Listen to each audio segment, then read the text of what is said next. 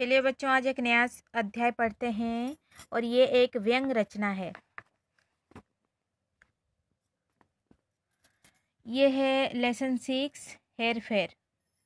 तो एक व्यंग है, मतलब किसी विषय को व्यंग किया गया है, उसको आक्षेप किया गया है कि यहाँ पर एक जो गरीब मजदूर की कहानी है, जो कि अपनी जब मजदूर था तो उसकी जो सोच कैसी थी, और जब वही आदमी अमीर बन गया तो उसकी सोच कैसे बदल जाती है धन पाते ही।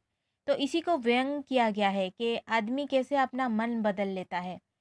जो अपने गरीबी में अच्छे विचार रखते हैं, वही जैसे ही धन मिल जाता है वो अपने सारे अच्छे गुणों को भूल जाते हैं।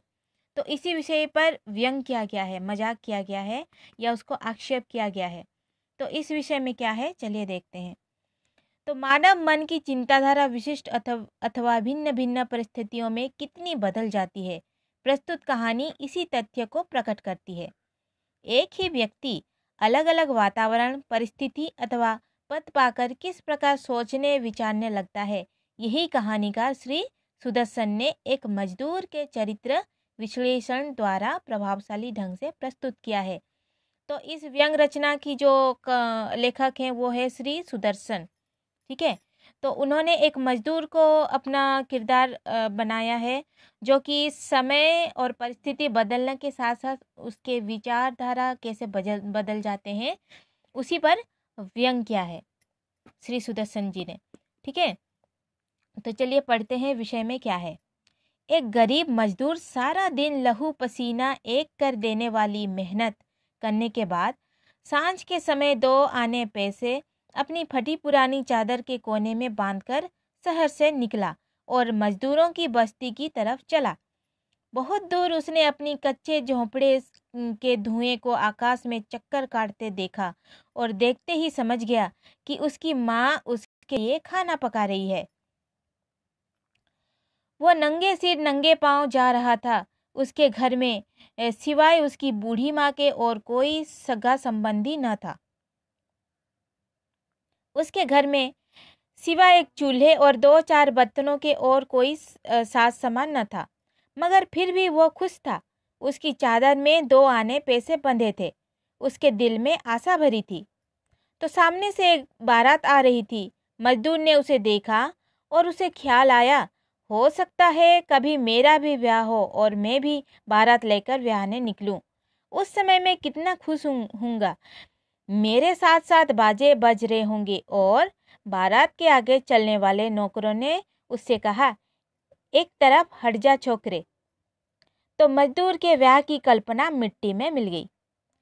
वो खींच कर बोला, क्यों हट जाऊं? सड़क सिर्फ तुम्हारी नहीं है, इस पर हम भी चल सकते हैं। बारात वालों ने उसे पीटा, उसकी चादर फाड़ दी और उसे उठाकर सड़क के किनारे झाड़ियों में फेंक दिया। बारात चली गई। बारात के बाजों का शोर धीरे धीरे दूर जाकर शहर के प्रकाश में गायब हो गया। अब वहां अकेला मजदूर था। उसके चारों तरफ रात का सन्नाटा था, निराशा का अंधेरा था और दुखी दिल की आहें थी। वह घुटनों के बल धरती पर बैठ गया और अपनी सजल आंखें आकाश की ओर उठाकर बोला, हे प्रभु, हमारे पास ना धन दौलत है, ना महल अटारियां, ना नौकर चाकर, फिर तूने हमें क्यों पैदा किया? क्या सिर्फ इसीलिए कि अमीरों के नौकर आए और हमें मार पीट कर सड़क के किनारे फेंक दें? आखिर दुनिया को हमारी क्या जरूरत है? ऐसे ही कई वर्ष बीत गए। ठीक है, तो देखिए ये जो मजदूर है वो एक दिन अपना काम ख़त्म करते हुए वो रास्ते में चला रहा था, तो उसने देखा कि एक बारात आ रही है सामने से। तो उसने सोचा कि उसकी भी शादी होगी, वो भी बारात, उसके भी बाराती होंगे, उसके सामने नाचते हुए बारात लेके जाएंगे।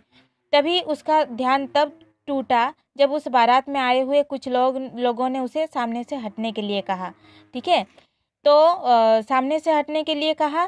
तो जैसे ही उसने कहा कि ये सड़क सिर्फ उनकी नहीं है, तो उन लोगों ने उसे मारकर झाड़ियों में फेंक दिया। तो उसे ये एहसास हुआ कि ये केवल हुआ कि वो गरीब है, इसीलिए। तो उसने ईश्वर से ये प्रार्थना की कि गरीबी अगर इतनी बुरी है तो फिर ईश्वर ने उन्हें पैदा ही क्यों किया। ठीक है, तो बच्चों ये है जो मजदूर की जो पहले की सोच है, ठीक है। इसको आप अच्छे से पढ़िए और दूसरी वीडियो में हम उसका आगे क्या हुआ उसको पढ़ेंगे, ठीक है। तब तक यहाँ तक हम रहते हैं अभी, आप इसको अच्छे से पढ़िए। Thank you.